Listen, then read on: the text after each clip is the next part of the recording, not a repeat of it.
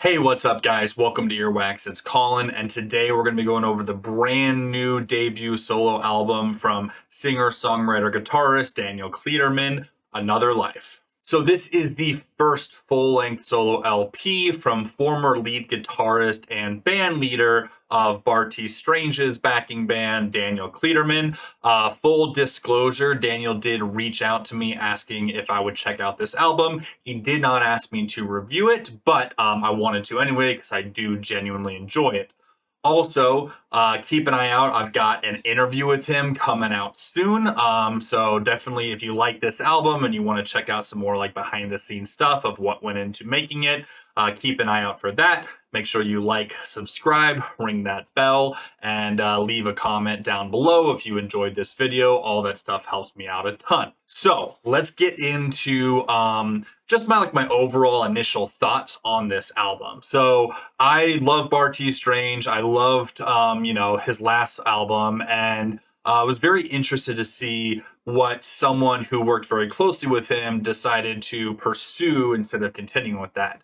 And I gotta say, it's a hell of an album. I think there's certain moments here and there where it does fall a little flat for me, but for the most part, I think it's a super unique take on, let's just call it like psychedelic folk. I think there's definitely a lot of elements of some other genres thrown in there. There's some blues, there's some soul, there's some indie rock. I mean, I think it's, easy to argue that a lot of it is just like indie rock, but I think psych folk is kind of the way that I'm leaning for the majority of it. And there's a couple moments on this album that I think are absolutely phenomenal. So with that out of the way, let's talk about the songs themselves.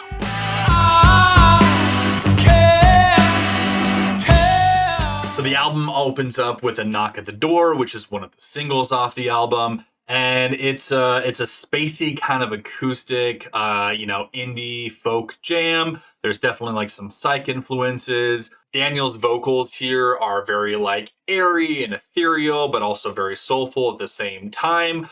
Great way to open the album. I think it's an incredible single. The drums kick in with some attitude and really kind of set up the groovy sort of like indie pop jam that it becomes. The guitars go from like more intricate sort of like finger work to more just like melody driven grooves, and I think it works super, super well.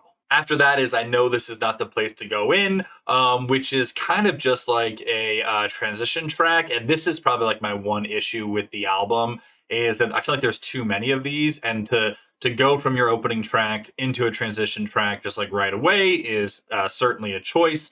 But this one is really interesting. So it's got this really kind of like sunny melody backed by like bird calls and like an egg shaker for the percussion. But then it kind of crescendos into this like kind of chaotic wall of sound before immediately going into compromised positions. Now, my small issue with having a transition track right off the bat is quickly gone because Compromised Positions is phenomenal. It's probably my favorite song on the entire album. It's an experimental psych pop jam with some really intricate guitar work at certain points, but then it kind of, again, shifts from that into more like kind of powerful driven chords that are like really cementing home the chorus, which is one of the best chorus on the entire album. This definitely reminds me of some of the songwriting styles of like Dirty Projectors and some of that other like kind of psych folk stuff that was really big like 10 years ago, and I'm glad it's seeing a bit of a resurgence here. I love the tempo shifts that we get throughout this of going from like those really powerful kind of chords in the chorus to more sort of like floaty, melodic, laid back, folky bits throughout. Has a really, really good solo in it as well, and the drums are just like really, really solid throughout the entire song as well, kind of bouncing again back and forth between some more like intricate parts and more just like tempo driven parts as well. After that is She'll Be Part 1. And this one has got kind of like a super airy acoustic intro with a very playful rhythm section. I like how the drums and the bass guitar are really playing off each other here, and the guitar kind of just floats on top of it. Mixed in with some like pretty not super filtered vocals, but some like filtered vocals that definitely give the whole song kind of like a dreamy muffled feel, which I do really enjoy. especially going into She'll Be Part 2. And this one, again, it starts off a little bit cleaner than Part 1 before kicking it into high gear and getting into one of the most like straightforward, just psych rock songs on the album. Some great falsetto work here as well for the vocals. And yeah, the guitar work here is just really, really stellar. I like this song a lot. But then we get into I'll Be, which is a good song. It's kind of an instrumental, like blues driven track, like very guitar forward. But then it goes from that into Don't Mind Waiting parentheses to Die, which is a short kind of blues jam with some like dueling vocals on it. And it's getting like transition track after transition track. It's not a bad way to do it, and I definitely can like see the experimentation that like he was going with as far as like, you know, song structure and like crafting an album. But I do wish like maybe one of those two songs was a little bit more fleshed out, or a little bit more fleshed out. But like overall, I think it's so far been a pretty solid output on just far as like technicality and songwriting goes. But then we get into They'll Be, which kind of just picks right up off of Don't Mind Waiting to Die. And this just explodes into like a blues, folk, like psych rock jam, which is kind of, you know, all the sounds he's been messing with up until this point, just culminated in a really, really cool like final product. And this is, you know, when you can see what he can do with like actually like putting forward a song. It just makes me wish we had less of the transition and more just like fleshed out stuff, because again, I think this album, like one of its main faults for me is that it's a little bit short. But I absolutely love the content on it so far, especially this song. I think it's so good. The vocals here have like borderline like 50s, 60s like pop doo-wop vibes.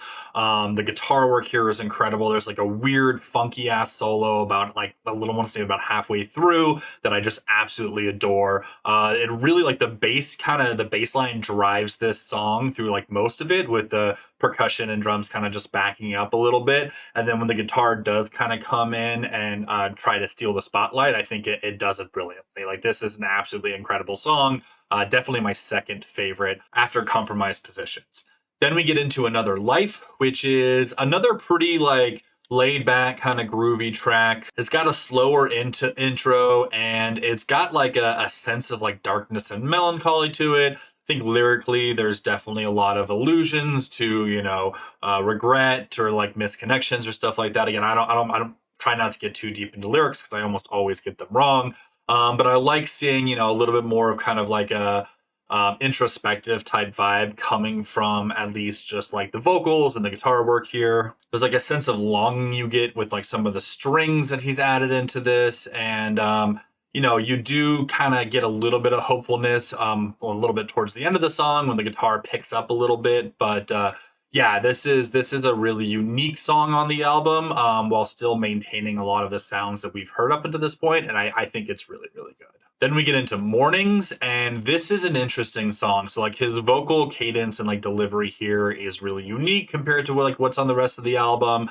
The drums here have like almost like marching band kind of quality to them. And then, you know, you've got some like brief moments of like really psych heavy guitar work in between the more kind of like standard folky stuff that's going on. And then there's some really wild samples kind of thrown in right at the end that reminds you that, like, you know, there's a lot of psychedelic elements kind of thrown out throughout this album. And then we finish off with Answers. And Answers is, I don't want to say like my least favorite song, because I enjoy all these songs. I really think that this is a really solid album, but it's a very straightforward like indie folk jam. And compared to like some of the more unique and creative stuff we've gotten up until this point, as far as some of like the psychedelic leanings or the experimental you know, aspects of some of his songwriting, to close with a more kind of like traditional straightforward track is certainly an interesting choice. I don't think it's a bad choice. It just kind of threw me off a little bit the first time I heard it. But by the third listen, which I just finished right before doing this review, I did really end up enjoying this song. So overall, I think this is a killer album. I think it could be a little bit longer. I think that, you know, again, a couple of the like transition tracks could have been fleshed out a little bit more. But other than that, it's a super solid album. You can tell this guy is incredibly talented. I mean, to leave the, you know, backing band of one of the you know, hottest indie artists on the scene right now to pursue your own work is certainly a risky career move, and I think it's going to pan out well. I'm excited to hear a little bit more about like what went behind that process, but yeah, definitely go check this album out. I think it's really, really good, especially if you're into like some of the more you know, experimental side of like folk rock or like psych pop or anything like that. I'm going to give it a B plus. I think it's a really good album. I think, you know, he's got room to grow and improve, but yeah, I really, really enjoyed listening to this. And there's a couple of songs on here that are going to go as down to some of my favorite for the year. So that's going to be it for me, guys. Thanks again so much for watching. Once again, if you made it this far, please like, comment, subscribe, ring that bell for notifications, all that good stuff. And as always, I'll talk to y'all later. Peace.